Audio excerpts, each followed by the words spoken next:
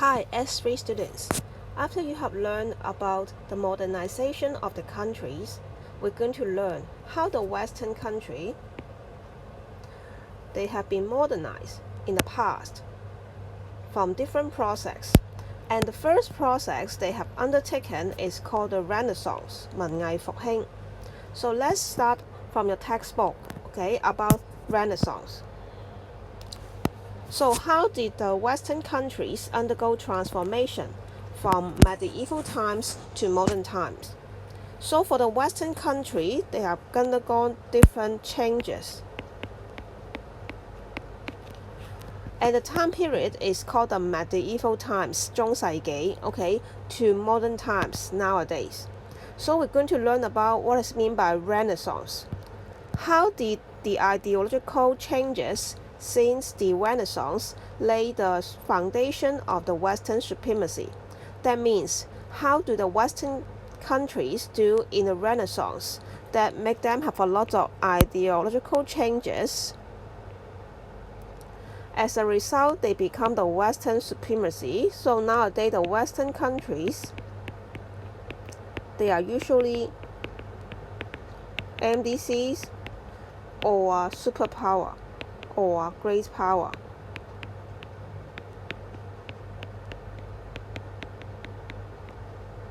So what did this country do during Renaissance? So let's learn about what's meant by Renaissance. Okay, in this chapter, we're going to learn about the key features of Renaissance, and then we'll go back to your textbook and highlight the key idea. So please follow and finish this chapter together. So let's highlight on your textbook page 8. So Renaissance is the basic information for Renaissance. How we define Renaissance? People call it as a cultural movement. Okay, cultural movement that profoundly affect the Western people in their international life. Okay, means affect their knowledge, affect their idea. So provoke a change in the way of thinking. Okay, keyword. Okay, knowledge, idea. We call it an ideological change. So during the Renaissance, the Western countries they changed a lot in their own thinking. They change from the old beliefs to the new idea and become more modernized. So in the Renaissance, they would change in the 6 aspects. Okay, 6 aspects. First, they change in arts. Then they also change in architecture. Architecture means building. They are also change in paintings, religious belief, literature. Okay, literature just like we learn about the writing. Okay, how they write the story, and lastly they change in science. Okay, so let's learn some basic idea about Renaissance. So first of all, okay, where did Renaissance start? So Renaissance first start in Italy. Okay, Italy. So I think you know about this place. The shape is like the boots worn by the girls. So this is Italy. So the Renaissance first start at Italy. And then it spread out to other European countries like Germany. We learned in the first chapter. Also we have Spain, okay, 西班牙, okay, France and England. So the Renaissance ideas spread out from Italy to other countries in the Western countries. So the Renaissance first began in Italy. So why? There are so many countries in Western Europe, but why we started in Italy? So let's look at the location of Italy. So this is Italy. So it's in Europe, okay, in Europe. However, this is a coastal country, okay, it's very near to the sea. Okay, this country very near to the sea. So what happened? Okay, there are some hints. Okay, so it's controlled by some tradings. Okay, it's a place for different trading activity. So for Italy, have the trading with other country.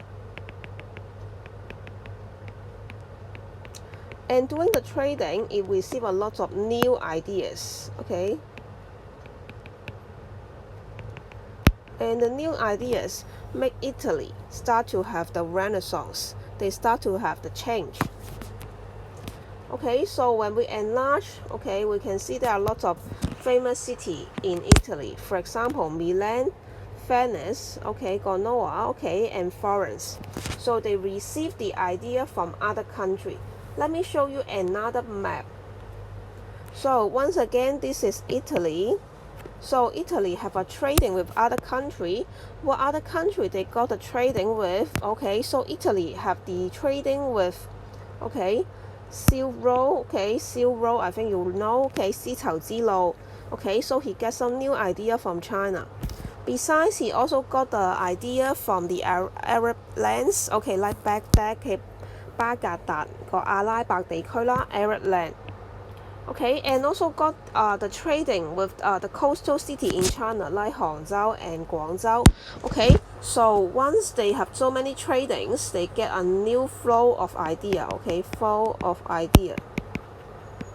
So they start to want to do some changes, okay, in Italy, and then spread out to other European countries. Okay, so that's why they start the changes in Italy, because it get a new idea through the trading with other countries in the world.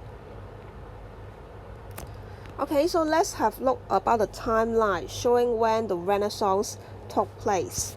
Okay, for Renaissance, it took place in 13th century to 16th century.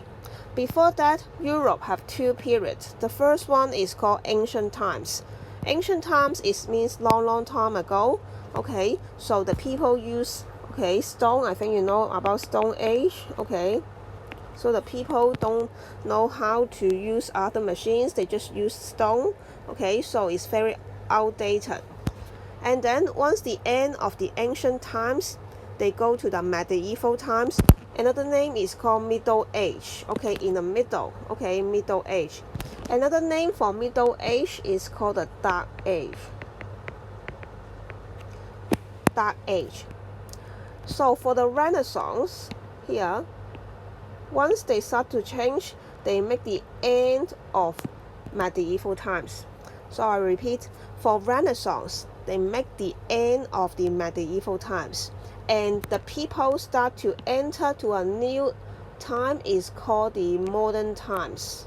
So that's why Renaissance is very important. It ends the medieval times, or we call the Dark Age, where the people are very outdated, okay, use old way of thinking. But because of the Renaissance, they start to change, and they start to go into the new ideas and come into the modern times. So we're going to learn what did Renaissance do, okay, what did they change during Renaissance, why it can lead to a new time. It's called the modern times. Okay, so this is a very important period of time. So what were the changes took place during the Renaissance? For this chapter, we focus a lot about the changes. Okay, remember the changes they do during Renaissance. What do they change during Renaissance period? So the first change is that they have a new idea. Okay, this is a new idea. Okay, the new idea is called humanism. Okay, humanism. Okay, the word human, okay, is about people, and become an idea is called humanism. So what does it mean? Okay, it means that people is the most important creatures in the world. Okay, people is the most important.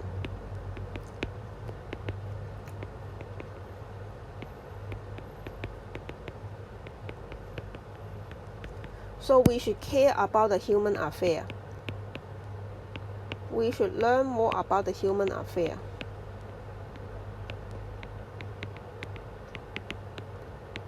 So you can see in the cartoon, okay, in the past, the church, okay, church, that is a Catholic church, okay, Catholics.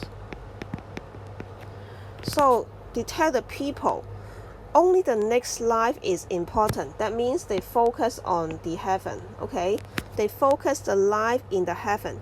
They think that what is important is not on the earth, okay? It's not on people, it's on the heaven, 天堂. Okay, they just think about doing prayer every day. Okay, we look for the life in the heaven.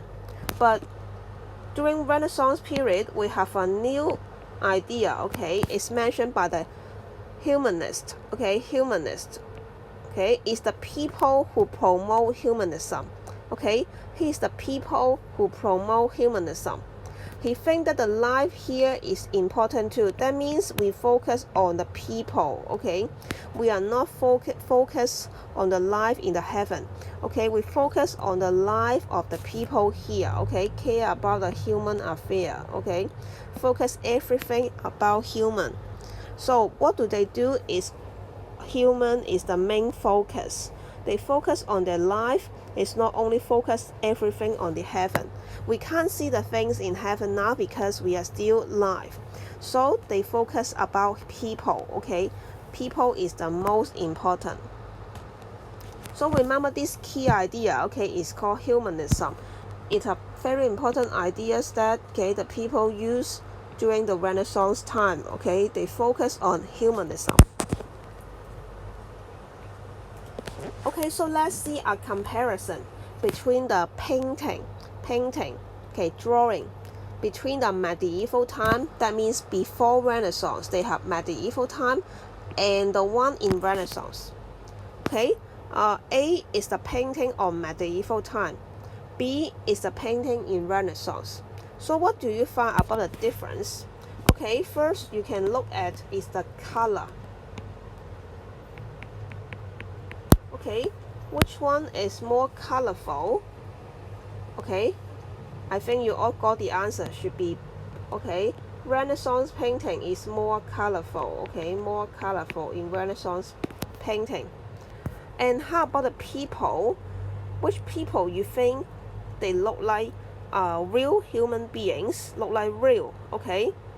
Oh, I think you all found out that should be Renaissance painting. Okay, the people are more realistic, look like real. Okay, why? Because you can see the muscles, you can see the body. Okay, you can see their skin. Okay, so look like real. Okay, so and one more difference you may find is about the theme. Okay, the theme or the topic they use. Okay, for Renaissance painting, they are mainly about, so do you know this man and this lady? So this man is Jesus. Okay, this is his mother. Okay, Mary. Okay, so in the Renaissance painting, they focus mainly focus on religion. So what do they draw is mainly about church. But in the Renaissance drawing, okay, Renaissance painting, they are drawing some normal people. Okay, they start to focus on humanism. So what do they draw is mainly about people. It's not only about religion. Okay, in the past they only draw about church. Everything is about church. But now in the Renaissance drawing, they will draw about the normal people. Okay, about the people's life. So you can see the baby is a normal baby with his mother. Okay, so their focus is not the same. Okay, so now let's write down the answer in your textbook. Okay,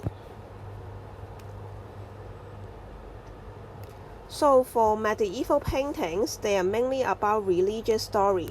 Okay, mainly about religious. Okay, about church.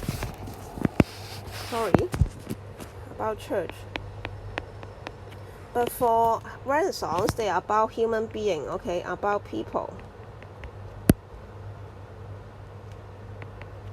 So for medieval paintings, the people are flat or aliveness. Not means their size is flat. Okay, means 平淡. Okay, flat means 平淡. And lifeless means that they are not like real people. Okay, they are no feelings.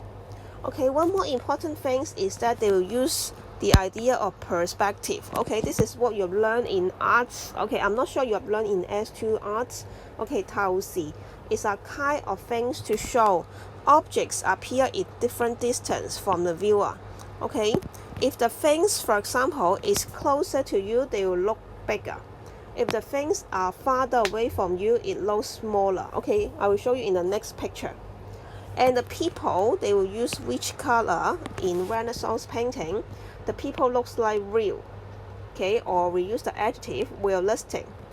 And they will use of light and shape to make it more like real, okay, helps in perspective.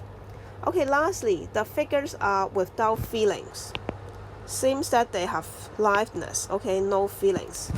But the figures in Renaissance are filled with life and emotion. You can see their smile, okay, look like so real. Okay, so all this shows that they are using the idea of, okay, humanism. Okay, this is the change, okay, difference, okay, different from what do they do in medieval time to what did they do in Renaissance time is so different. Okay, please mark it down in your textbook.